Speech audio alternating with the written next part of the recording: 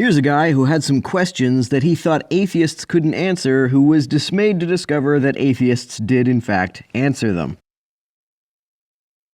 Before we start the video, I want to say we saw that most of the objections were related to the comparison and analogies. But it doesn't make sense. We used analogies with the intention of making you better understand the existence of some basic logic rules. Since analogy is a quite practical way of conveying ideas and it's kind of magnifier zooming in some distant truths and making them appear more clearly, there shouldn't be any problem in using metaphors. The problem is not using metaphors per se. The problem is that the metaphors this guy used were not analogous to the concepts he was trying to explain. It's necessary to focus on the meaning given in the example rather than the example. Okay, let's talk about the basic objections. We said that one cannot give what one doesn't have to another one. One cannot give what one doesn't have to another one. For example, let's say there are only 100 white balls in a glass sphere. What is the chance of a red ball to be chosen from this sphere?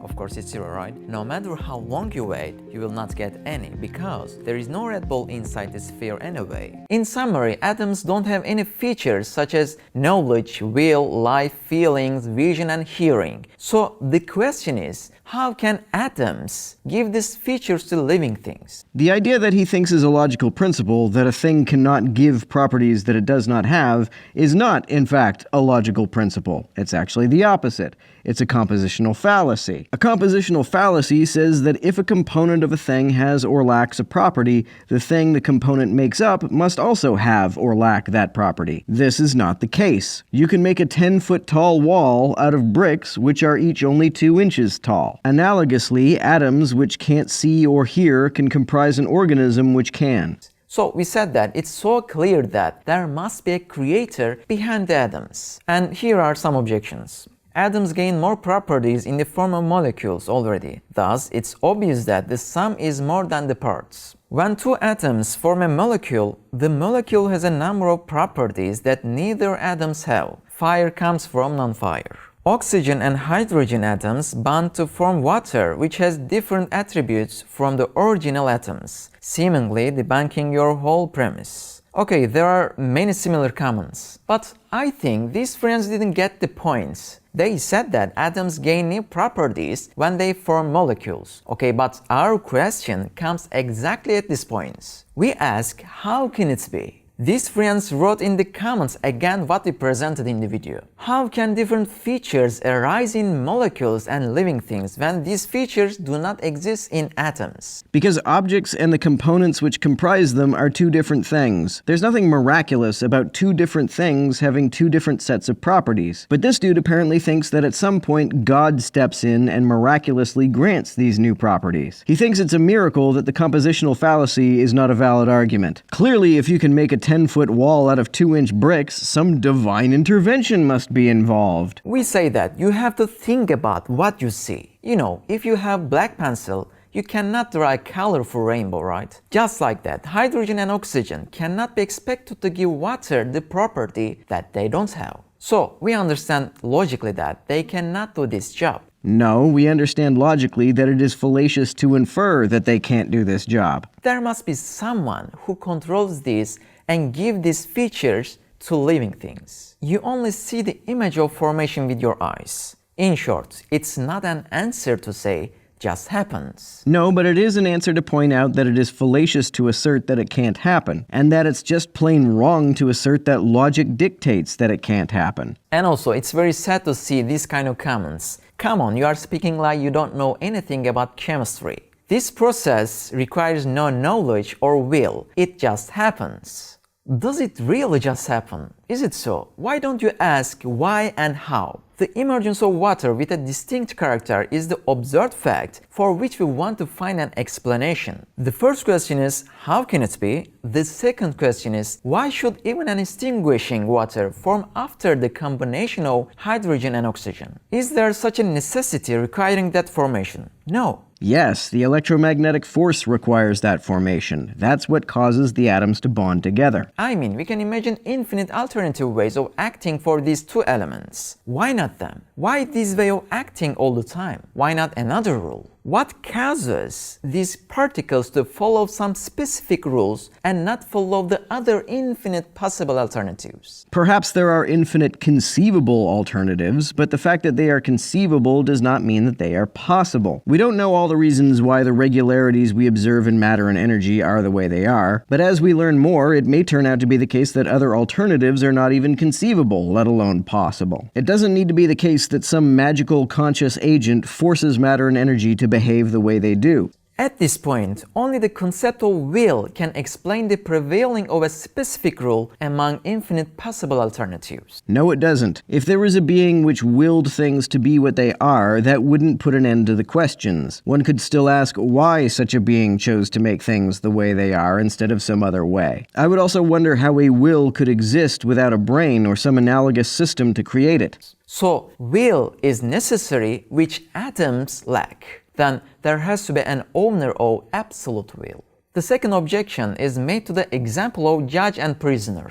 We said that bricks cannot form a building by coming together and agreeing. There must be an architect to control them. Think of a building which is being built with bricks. If you do not accept the architect to build it, it will be a contradiction to accept that bricks are building this on their own. Just like that, atoms cannot form a human by coming together and agreeing. There must be a creator to control them. This assumes that the default state of reality must be chaos, and that order can only come from a conscious agent. There is no reason to assume this. If order needs to be explained, then what explains why a conscious agent has order? If conscious agents can have order on their own, why can't anything else? Bricks are prisoners, architect is judge. Atoms are prisoners, God is judge. Okay, here are some objections. There is no judge or prisoner, yet you assume both. Why is that? To assume that everything has to be ordered and commanded by something is just silly. Weird question and weird reasoning.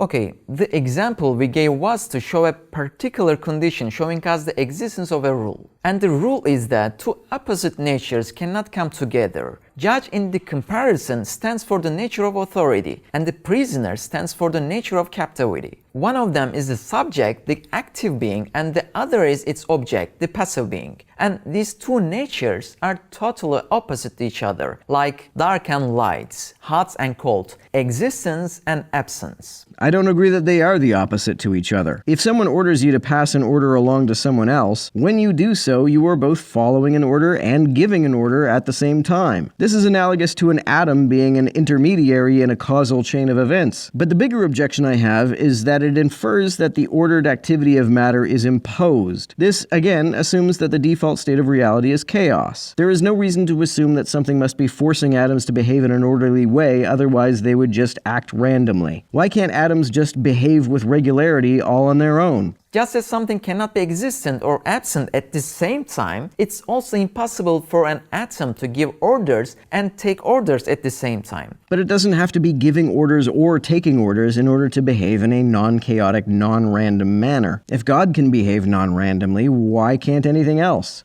Otherwise, the atom will turn out to hold two contradictory natures. If all the atoms are considered as the captives of single authority of God, there won't be any problem and there is no opposing to logic as the natures are separate and they do not combine. But if we don't refer to a God and say atoms are leading these processes, then we will have to accept that an atom is both an authority and a captive at the same time, holding two separate natures. No, it's neither. An atom just does whatever atoms do. What's the problem with that? Why are you assuming that it would just behave randomly without something forcing it to behave with regularity? But this is a contradiction. Each atom will have a nature of authority similar to God had, figuring all the relations with each other, having the knowledge of the whole system of human body, commanding and moving huge armies of atoms. But at the same time, these apparently most active beings will be passive and captivated objects in the hands of the other atoms. Everything would be a chaos. No, it wouldn't. Now this dude seems to be making the opposite fallacy from the one before. He went from fallaciously inferring that objects must have the same properties as their components to fallaciously inferring that objects made out of atoms which are behaving in an orderly way must consequently be non-orderly. Neither is the case. Because a single commander can arrange the affairs of an army army with great ease, their positions for example. But if the soldiers become the commanders themselves, no order will be apparent at all. One carbon atom is going to interact with a hydrogen atom in the same way as any other similarly situated carbon atom. This behavior is inherent to their nature and not imposed like a command from an authority is. If each carbon atom is interacting with other atoms in the same way as every other carbon atom would in the same situation,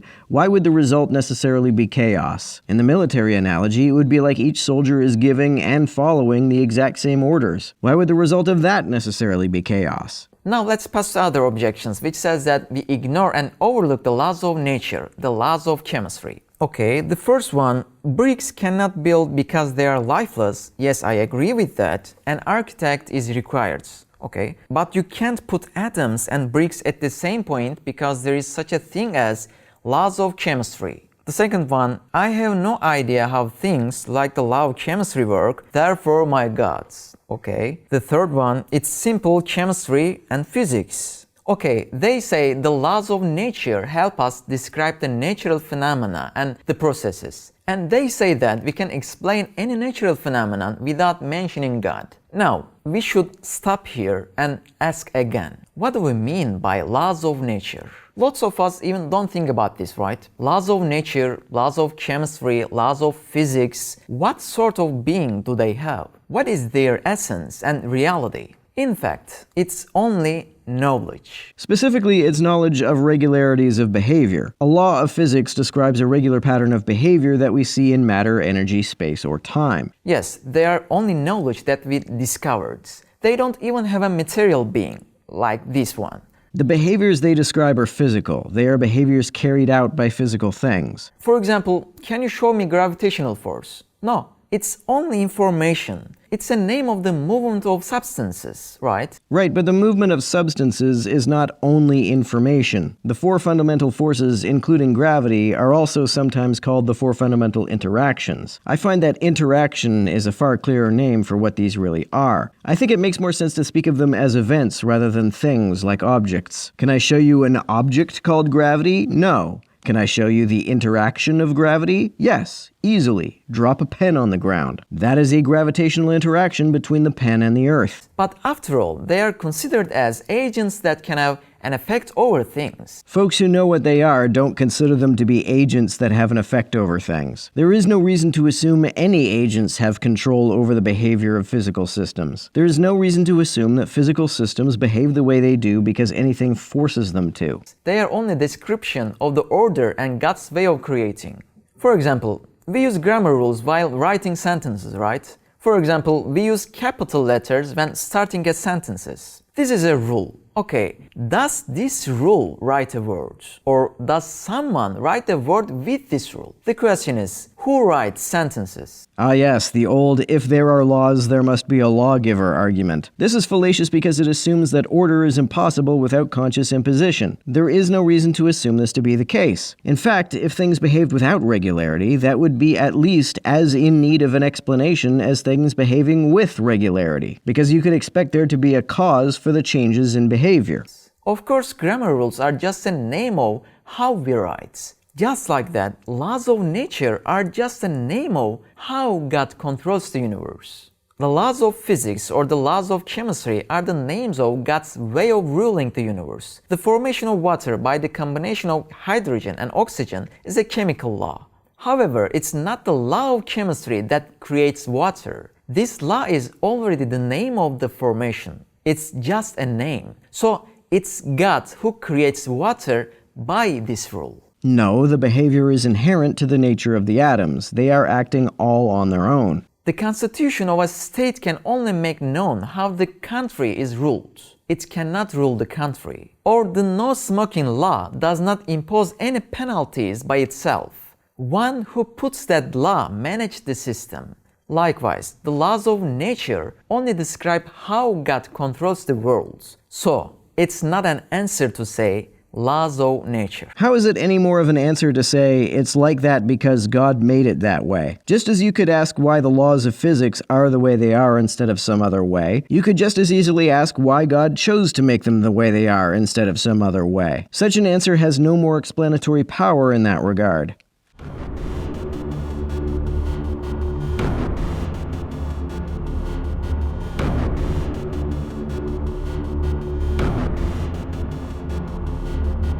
everyone who helps me out on Patreon, you're a big help. Thanks so much.